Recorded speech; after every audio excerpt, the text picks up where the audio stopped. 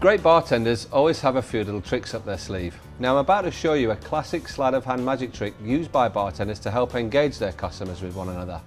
Now bar tricks always have to be really quick because you still have got customers to serve, but they still have to have a real wow factor, otherwise you could end up looking like a fool. So we're going to start off with 3 cherries and 3 empty tins. 3 cherries underneath 3 tins, or so you thought. That's turned into 2. Now we're going to try and magically turn 2 into 3. And 3 generally turn into either nothing or, as you can see, 4.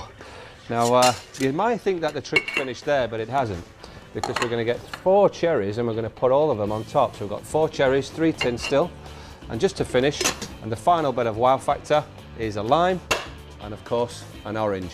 It's a pretty nifty trick, and now I'm going to teach you how to do it. The key thing about learning this trick is to have just a little bit of patience and a little bit of practice, but it's all about the delivery, and of course it's all about really good preparation.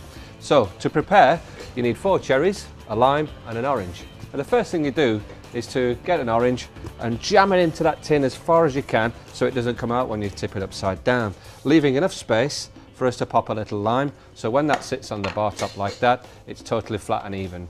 Now I need to hide this, so we're going to put it down in our ice well here.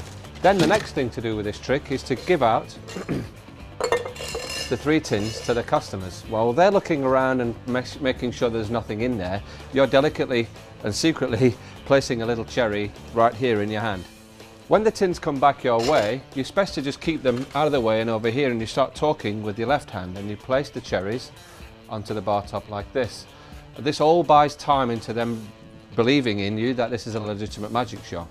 So now we've got 3 tins, and we've also got a cherry in my hand, as we said, and as these come around the other way, you just gently drop it in. What you don't want to do is to kind of drop it in like that, because that will be pretty obvious that something's happening. So it just wants to be a nice fluid movement. With the empty tins, they always go on the outside, and it's a good idea to show the customers that they are indeed empty. The one with the cherry in it, of course, we have to do a little half spin and pop it on like that. Now that little half spin again takes a little bit of time and patience, but with a bit of practice you'll really get it quite quickly. So now we've got 2 cherries in here and a cherry under each one of these. You can start on either end, but I'm going to start here on the left, and that tin now goes on there. Give it a little tap, and of course we've got 2.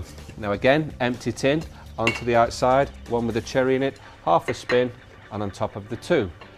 The outside is the only one with a cherry left, empty tin, on the top, little tap, and now we have 3. Again, empty tin onto the outside, one with a cherry in it, always into the middle with a little half spin, and now of course we have nothing left. It's a good trick to kind of make a song and dance about this bit and have a little bit of pause, because in the customer's mind there are still only 3 cherries underneath that central tin. So you can really kind of have a bit of a joke around improvisation with your customers, and again, the longer this trick takes, the more it's kind of believable, but you also want to be able to deliver it quickly in case you get quite busy. So back to the trick, give it a little tap, and of course you're pre-prepared, and now you've got 4.